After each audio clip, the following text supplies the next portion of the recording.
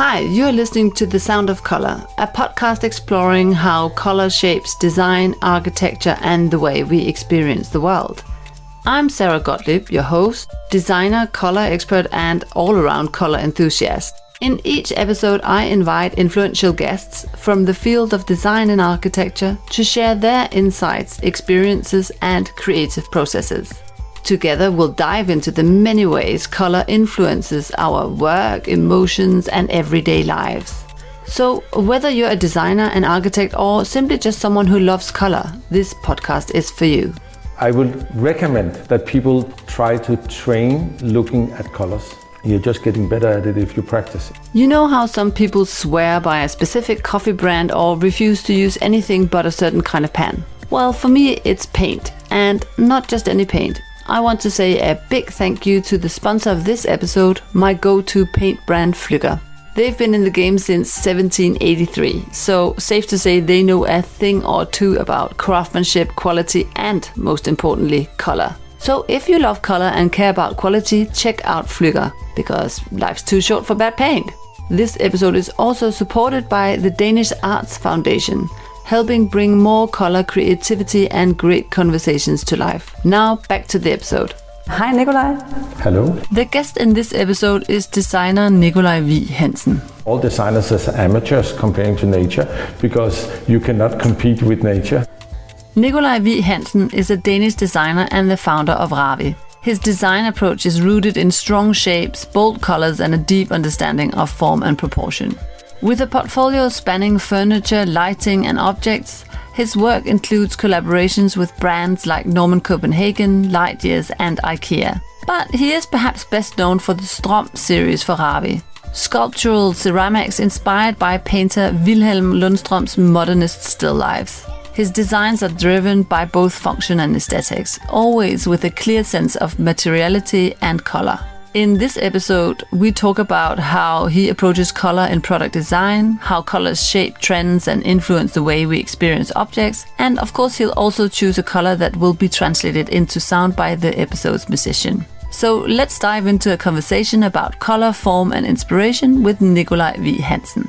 I mean, I come from an art family. My father was a quite famous Danish artist. Yeah. And so I brought up with color, and I think also because I'm like, when people say they're dyslexic, but I'm like super dyslexic.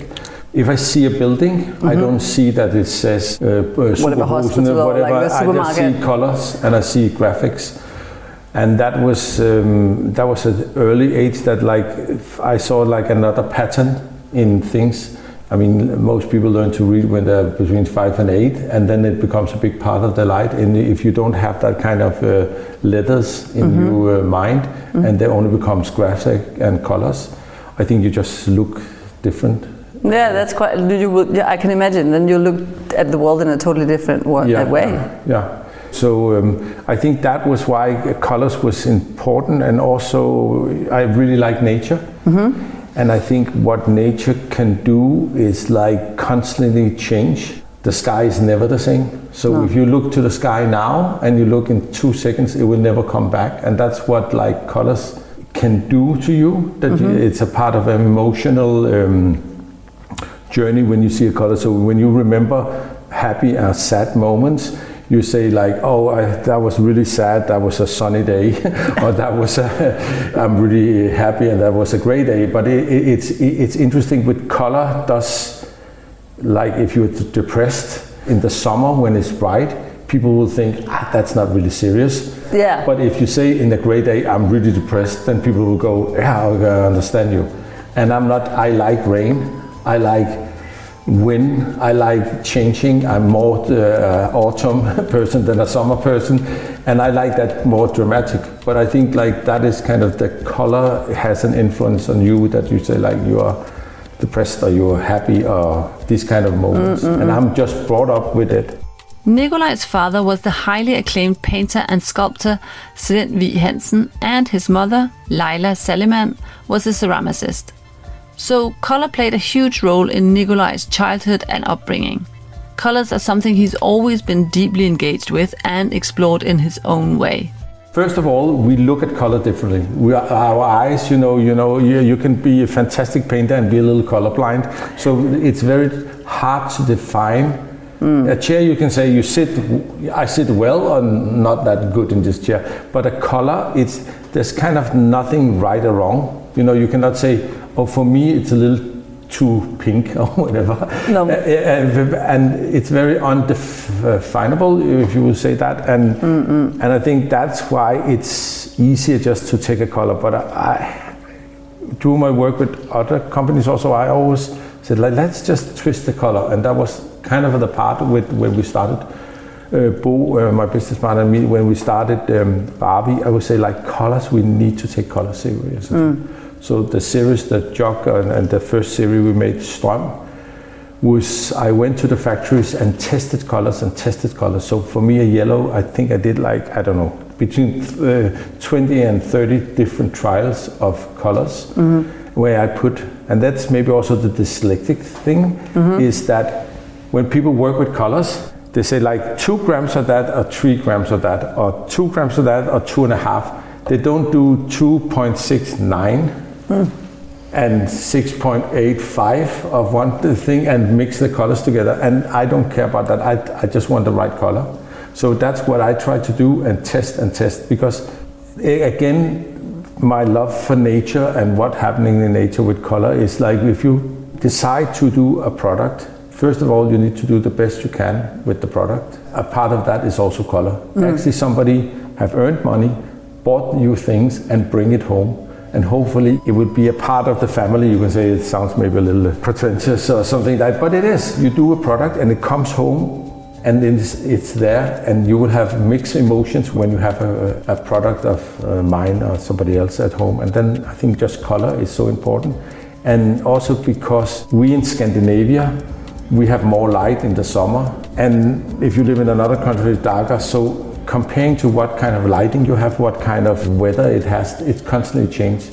And I use a lot of time of working with these colors, because I think our customers deserve that I use a lot of time of it.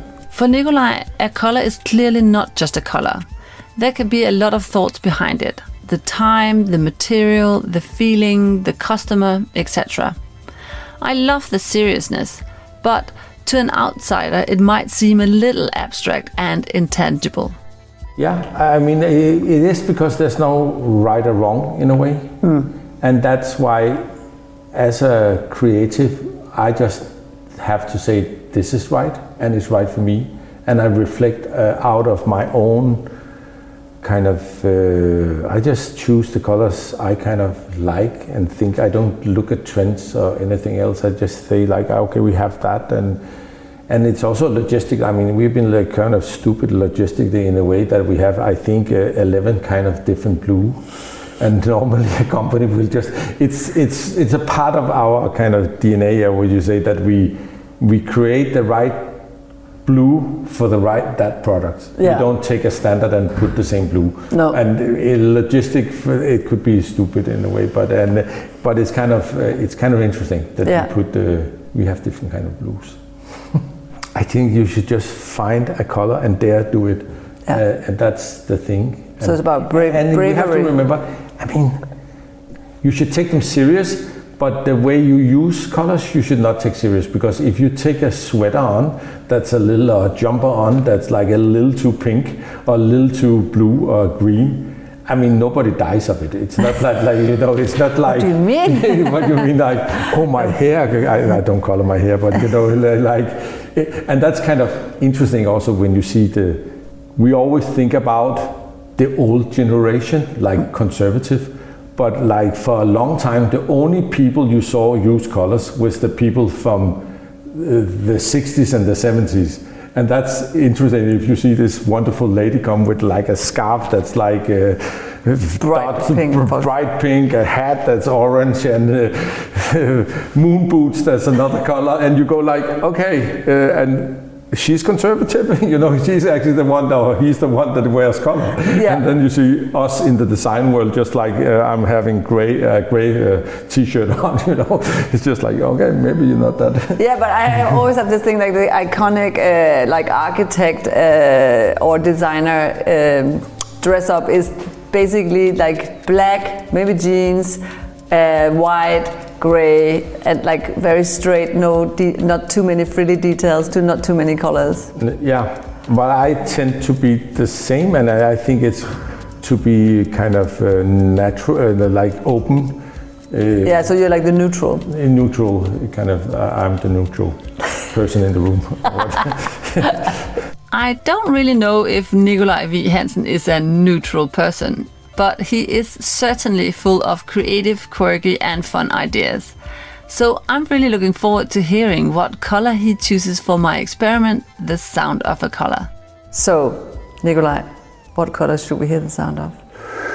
Okay, but you know, I'm creative. Yes. So I will do the challenge opposite, and I will go down here. And because we have the Strøm series standing here on the table, Yeah, we're and looking it's at it. different kind of colors. But I'm gonna do like, this is like the bowl of Strøm, and it has different sounds.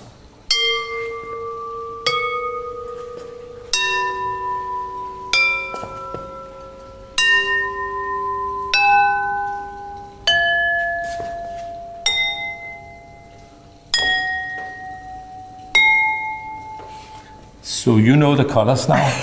So let's see what the musician gets out of which colors the sound is. I think that's a good idea. I want to just describe to the listeners that we're looking at the balls, and the balls are actually the two sizes, but they're the same size but in different colors. But so if you just try and do a row with the same size of ball, but just the This is the large ball in Strøm.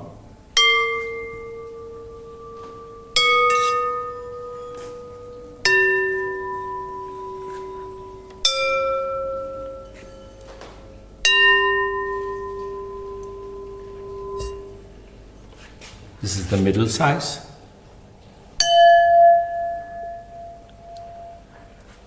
This is the small size.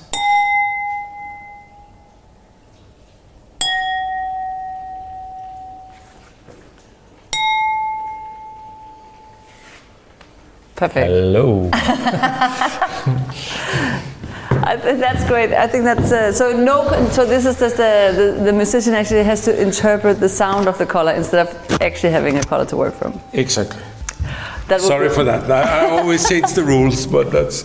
So Nicholai completely turned it upside down. But how does that translate into sound? Let's hear what our musician has to say about it. Hi, Sophie. Hi, Sarah. In this episode, I've invited musician and producer Sophie Sø to join me in my sound experiment. Sophie is the artist behind Aloo, an experimental electro-pop project, blending rich synthesizers, drum machines and cinematic strings with her powerful yet sensitive vocals. Since her debut EP Før and her follow-up Berlin, Aloo has gained international attention with singles like Paint You in Red and Don't Wanna Wait, making waves in Germany, Italy and the UK. With a background spanning both mathematics, computer science and music, Sophie brings a unique perspective to sound. It has been incredibly inspiring to talk music and color with Sophie, and I'm so happy she's joining me in the experiment to create the sound of a color. Thank you very much for wanting to be part of this musical experiment, The Sound of a Color. Thank you so much for asking. Well, in this episode, my guest is the Danish designer Nicholai Wiig-Hansen. He's one of the co-founders of Raawii. Mm-hmm. So when I asked him to pick a color that he wanted to hear the sound of, he went very creative and played the sound of the balls of the ceramic collection Strøm that he made for Raawii. Wow. So he almost took your job. Yeah, okay. But I think I'll just take this and I'll show you a little video of where I recorded when he played. Cool.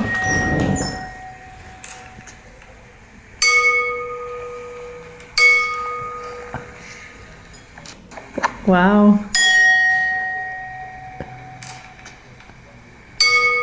This is so cool. It's beautiful sounds. Yeah. So as you can see in this video, like Nicholai is kind of holding the microphone into the balls and like hitting them, but all the balls that he's actually hitting are exactly the same ball, the same size, but they have a different colored glazing. But the glazing is kind of the same, but the color is different. And it was just I think he was just so kind of like mesmerized or like amazed with this whole thing that it actually was different sounds. Yeah. It's these sounds of color that I would like you to interpret musically and thinking of the series of colors that created them. I hope you're up for it. I'm down. And the hardest question, how do you think you'll do it? Yeah, good question. Wow. Oh, I can think of a lot of ways to do it actually. It's very interesting that they're changing sound. Like I'm like, because it must be the same paint or like the same type of paint? I think it must be something with like, I'm guessing without being like a ceramist and knowing all about glazing, because that's a kind of an alchemy and I know that a lot of people is like ceramics is like really difficult to work with. Yeah. Because of that, and I think it must be something with like the components of the dye or like the pigment or something which has a different density compared to which color it has. Yeah, it must be something like this. Yeah. Well, it's I think I will use some of the original sounds that he just created from these balls for sure. When you asked me like if I wanted to, I didn't expect I would get such an input to work with, like sound input. So yeah, I definitely get some ideas, like having some sound material. I can send it through some processing and like bring new sounds to it, like new colors, new textures. So I'm gonna experiment a little bit with some different plugins, I think. And if you look at these colors of these balls that Nicholai played, like what kind of immediate kind of emotional or sensoric experience do you get from these colors? I think of like, I feel warmth and calm. There's something to these colors that is very like soothing. Like they're all very warm, I think. Yeah, these are the immediate things I'm thinking of. And I just want to ask, like, so when you work with creating sound, like the process, do you have any thoughts on how you're gonna actually create the sound of these balls? Yeah, I want to find something warm, some depth and some calm. They don't scream at me, these colors, so I don't want to make something like crazy. Yeah, they're a little bit like, I feel, yeah, seriously, it's calm I'm thinking of with these colors. Yeah, I think that's quite interesting, and I'm very excited to hear the sound that you'll create. Yeah. So I will look forward to talk to you again and hear your version of the Strom balls. While today's musician works with the sounds of the Raawii balls, I'll get back to discussing colors with Nicholai. And he's definitely willing to embrace fresh concepts and new ideas on how to describe the impact of colors. Now we talk about colors, but we can also talk about texture, because wood, I mean, if you put a metal thing and spray paint it a high glossy brown, and you take a walnut brown, it's both brownish colors, but you have a quality to the wood that you don't have to the metal, because people would say like, I can live with that color because it reminds me of nature. So I think it could be nature, that you think like all designers as amateurs comparing to nature, because you cannot compete with nature.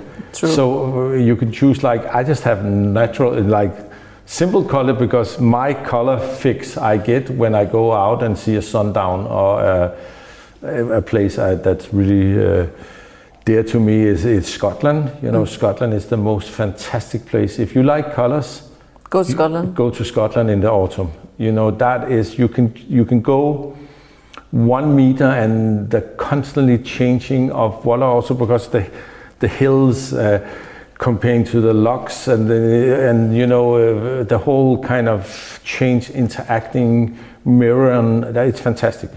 Okay, I think I should go to Scotland more. No, but it's really fantastic because it has that kind of everything. It is also because of sea level, high level, and the Atlantic Ocean.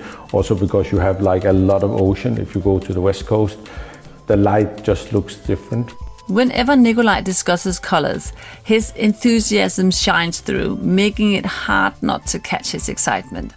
I definitely feel like heading to Scotland at this very moment to experience the hues of the natural world. However, what steps can you take to immerse yourself in the vibrant world of colors? I would recommend that people try to train looking at colors, because it's a kind of nice experience to kind of define why you like a color and combine it with your mood and things like that. And I think in your home, you have to kind of be able to record memories from places where you can. That's why you have like antiques or have things from your family that can maybe be ugly, but you have a good memory with it. And I think that's the thing with colors. If you have a home, you should put elements of good emotions, good experience with a certain color in your home.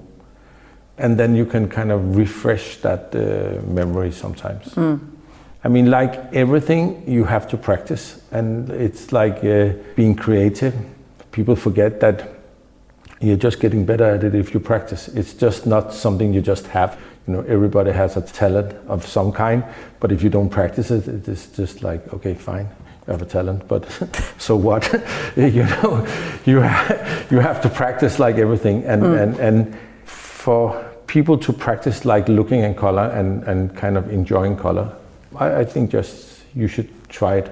Like really just sit and look at the sky or gray, or go to the lakes, or look in the concrete wall or whatever, and just like kind of just feel, what do I get out of that?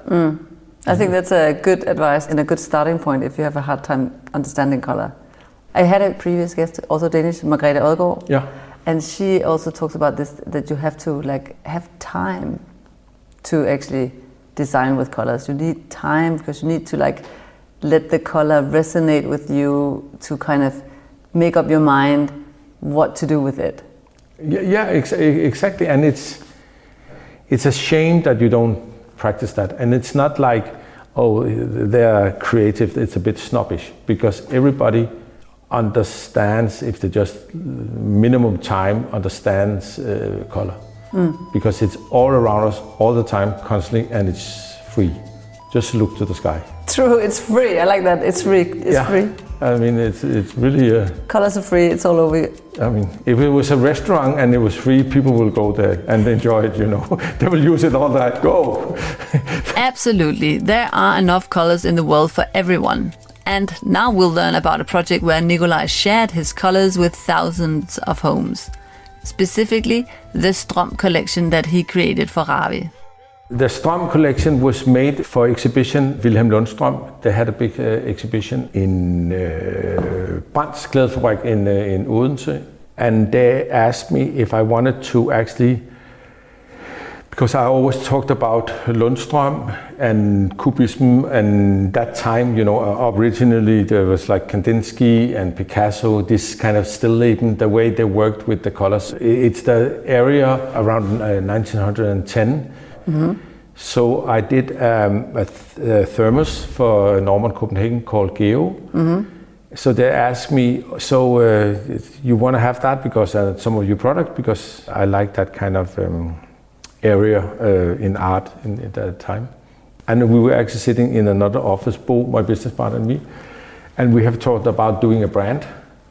And this was in November, late November, and the exhibition was in April. So for a long time, I have had that series of products for maybe 15, 20 years. I actually showed it to some design company. Nobody was interested in that. So I just had the call, went into the office and say, Bo, is it now we make this brand we talked about? And he said, yeah, okay, let's go. And he's kind of loose. And we just started. I called around Portugal and traveled, and we did some wooden things. And then we started the brand with 6 items. That was how it came. And of course, wow, I love that story. With colors. So what happened was that I went to Portugal, and that was the first thing I go like, we're not going to use standard. We're going to use colors. We're going to test and test and test, because that is what there is in paintings, and also the way you work with shadows. And Lundström has this kind of that area of they kind of worked with that. If you look at the paintings, you could never make the things in 3D, because they're working with the light, that they have like shadows on both sides and lights on both sides. So I thought about how do you create that in the glaze. And then I started working with putting a little black in sometimes in the glaze, so the shadow hits earlier. So for example, if you have all white in your home, and then you have one product when the light goes down or the sun goes down, and then like maybe 5 minutes before the other product, it catches a shadow. Then yeah, I'm weird, I know. but then it creates this kind of dusk feeling. I think we all, I don't know we all, but I remember when I was in the countryside when I was young, I walked home for a friend out in the country, and then you had this bush somewhere standing, and then suddenly where it became blue hour, it suddenly changed into be a monster. So you can kind of hype yourself with that bush you've been seeing for a long time, but that little tree that like suddenly it started to kind of go into night mood. Yeah. And I've always been fascinated by that kind of blue hour. And then for example, that's another advice I can give to people. Try not to put on the light so early. People have the tendency to, as soon as it gets a little dark, they put on the light in the living room. Yeah. Just sit and let it get dark. Yeah. Nothing happened, but the things that happen is that the room changed. There's a certain time where everything is just kind of magical in a way. Nicholai seems like he can be inspired by a lot of different things, but what is his design process like? When I work with design, I don't sketch a lot, No? like on paper, but I sketch in my head. So what I do, it can be a little mental sometimes, because I kind of repeat the product in my head again and again and again, and I put different layers on. So I put production, packaging, colors, and the product and the end consumer in the same way when I think of a product. So I always I have everything in my head at the same time, and then I kind of repeat it, and then I filter it when I do a product. It sounds, that's the way I work. That's a crazy process. I think it's quite interesting. It would be really amazing if I could see the inside of your head while that's happening. I hope we wouldn't, but but anyway, no. But so I do that. So colors it's a part of that filtering concept. The way I work. So I kind of see a lot of times I start with production. When I think about a product, I get inspired by something I want to do, or it's not me that only designs for Raawii. We made this chair we're sitting in that made of Erwan Polek. It's a French designer. We had an idea how we wanted to work with it, and how we also wanted to work with colors that a product like the chair can easily be changed. So you can have kind of a boring chair, black, and black like just neutral, not boring, but neutral, or you can have like different kind of elements that has color. You are sitting in a pink chair. I chose the pink immediately. So first of all, I see like, okay, can it be made? This is what we're gonna do, like the Storm collection. Then again, without sketching, I think like, okay, this is a product that stands on in somebody's home. How is the light reflecting in the home? And then I work at, you have different boxes, because you constantly see things in your daily life you put into boxes. Yeah. and they say this is this box, we put it in, and then you just activate the different boxes and combine them when you're doing a product. So I don't know, maybe it's a little complicated, but this is how my brain works. So I can use like different effects, you can say. Yeah. So when we did this product, I just put everything, also because I designed it for a long time, and then I'm just activating the different boxes and putting them together. How would you describe the color range? Like how many is there? 6? How big is the color range? We started with 6, and now we did. I think we have like 14 different colors. Yeah. And but how does that, with the 6 you started with, like, because they're not, it's not like a light gray, light brown. The 6 colors. How I started with the 6 colors was that I think that's again how I work. Mm-hmm. I kind of see how people are going to use it at home. Yeah. And if you can help being an interior designer for people, so if you can do combinations that you can really easily put together. Yeah. Then it helps people do interior design. So it's if you say like, oh, I have that vase and I put it with this ball, and then it looks really nice together because the colors you can mix the colors, and it would be a meta. You can have like the orange and the yellow and the pink. That's one thing, but you can also have the white, the green and the blue, and then it gets another emotion, another way of type, you can say, of way you look at the colors. Yeah. So the way I work, then I do all the combinations and kind of mix all the combinations, say all these things fit well together. So if I take the yellow and put together with the blue, it has one color. If I take the pink and the green, it has another color, but all of the colors kind of fit together. It's fascinating to hear about Nicholai's not so straightforward design process, and I'd love to dive deeper into how he chooses his colors. For example, when he's working on an object that traditionally has a specific color, how much does that influence his creative decisions? It's fun to see that a business that has grown is like sex toys. And then suddenly there's like certain colors you use in that. There's like a certain color palette you use in sex toys, and I find it really interesting that like, okay, so it's like that and that and that color in sex. I think it's so amazing that you brought this up, because I was once invited to like a press event for a cosmetic brand that released their own kind of vibrator, and it came in like I think 2 or 3 colors. And it was all kind of like soft pink, douche lilac, kind of dark lilac. Very like, it's very, you're not supposed to say feminine colors, but I was quite interested in that. Okay, so lust and passion and orgasm is like these really kind of a little bit like non-offensive colors. Well, I was really positive about the color of sex and the color of like orgasm and the color of... It's like red, pink, you would not take I don't know, I'm not a champion in sex toys, what you say, but it's just interesting that that certain areas, that's kind of the colors in this area. Yeah. And I never understood who said that was the colors. So if I did that, I would probably do some other colors, and then people say, oh, you can use these colors. Mm-hmm. And it's like car colors. Yeah. That they're very standard, and some car companies, the old Alfa Romeo's colors, the white was like beautiful, it had a little red in it, and it has that kind of changing in light.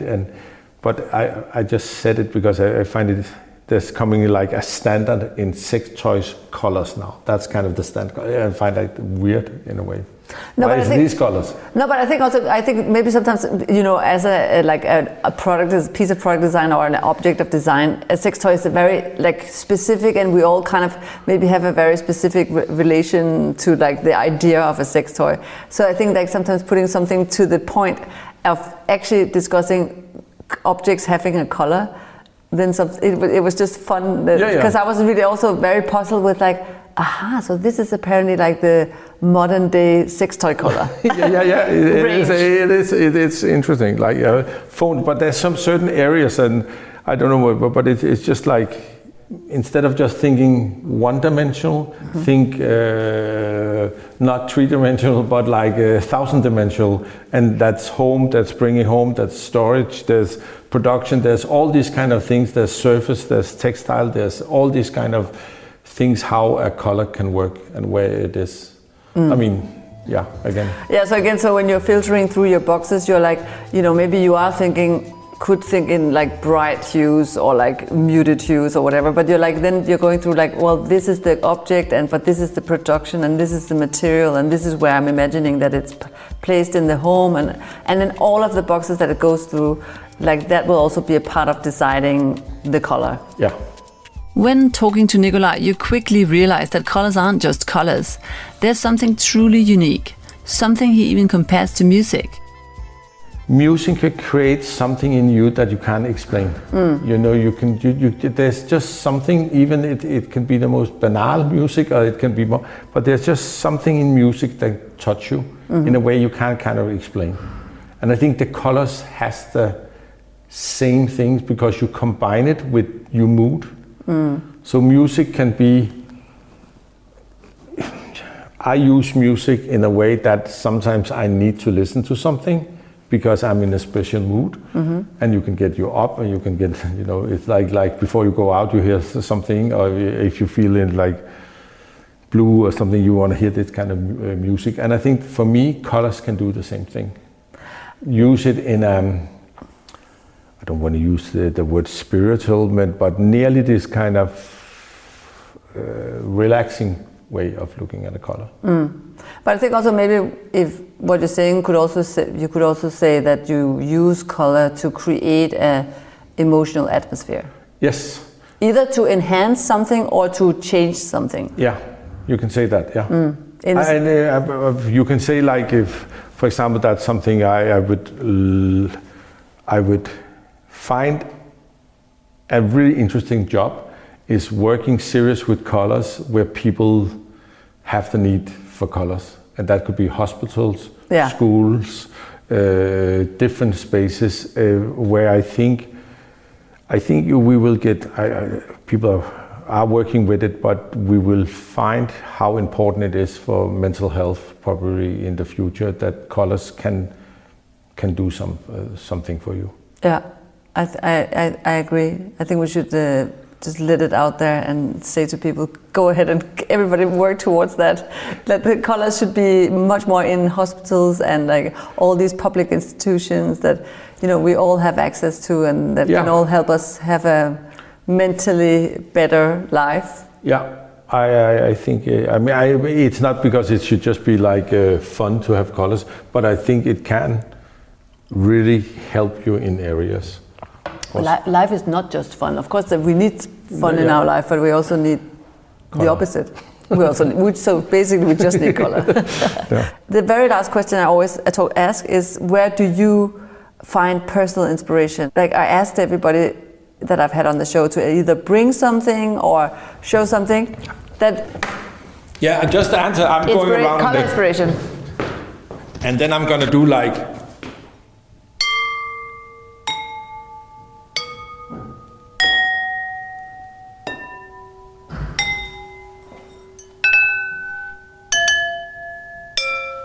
And that was my answer. I think that's a very good place to stop. All around. All around, yeah. I think that's I imagine. And go to Scotland. All around and go to Scotland. Yeah. But Nicholai, I want to say thank you. Welcome. I really enjoyed the conversation, and I hope the listeners will too. And now I can't say let's all listen to the color of the sound of a specific color, but we'll let the musician interpret your answer to the question, and that's going to be interesting to hear as well. Yeah, thank you. Welcome.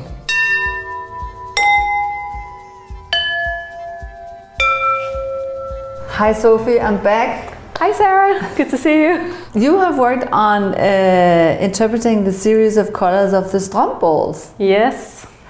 And I'm excited to hear the musical take that you've come up with. Yes, so I was going for this calm, warm sound we were talking about. I remember. Yeah, and I started out taking you sent me a sound file with the different bowls, and I took this and then I sent it through the plugin called Pole Stretch.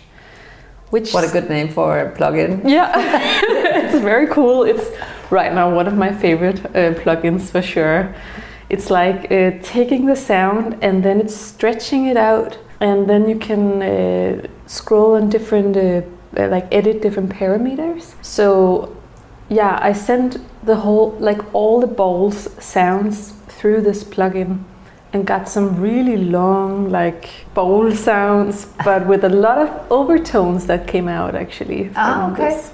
And it's funny because the bowl kind of, it was very, how do you say, like the overtones were very clear and very spiky. Yeah. So it wasn't as calm and warm as I hoped it would be. Then I came up with a new idea. Yeah. You sent me a picture of all these colors of the balls. Yeah. And I sent them in to something called Color Encyclopedia. Encyclopedia. Yeah. Okay. Yeah.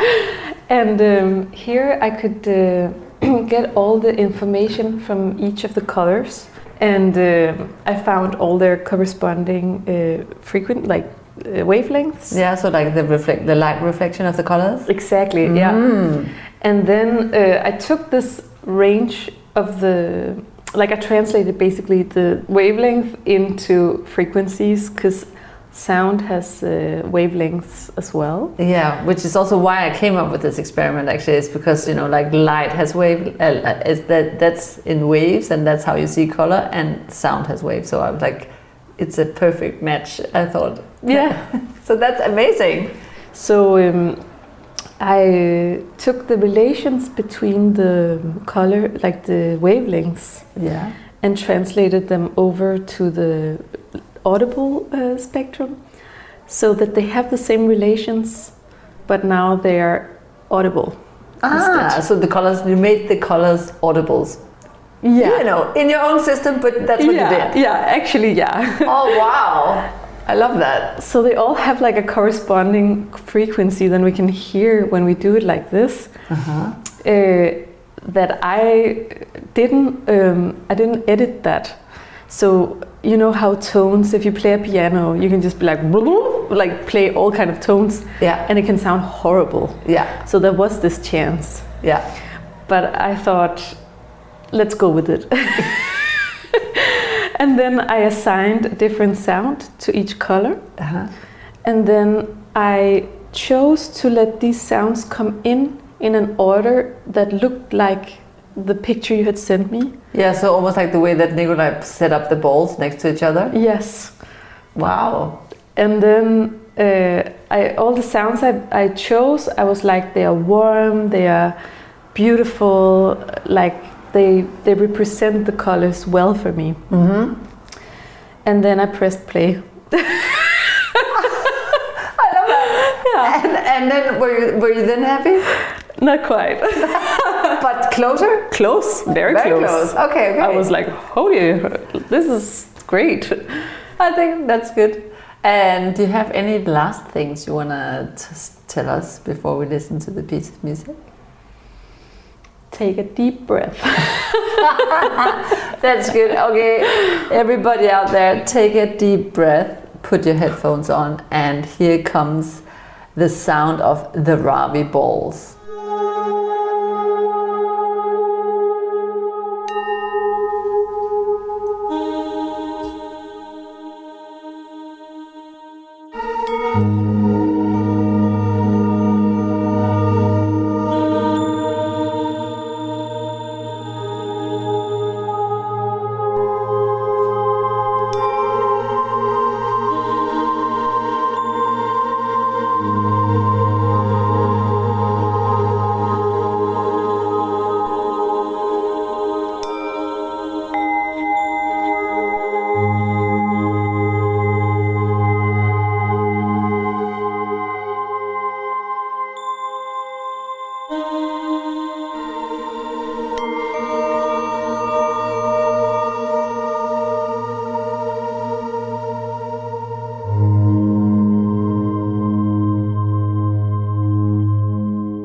Thank you so much for listening. I truly appreciate it. If you enjoyed this episode, please share it with someone who might love it too. And if you know a friend who's just as obsessed with color as you are, send it their way. If you'd like to see more about Nicholai Wiig-Hansen's work, visit my website sarahgottlieb.dk under the podcast section. This episode was supported and sponsored by Flügger and the Danish Arts Foundation. Thanks again for listening.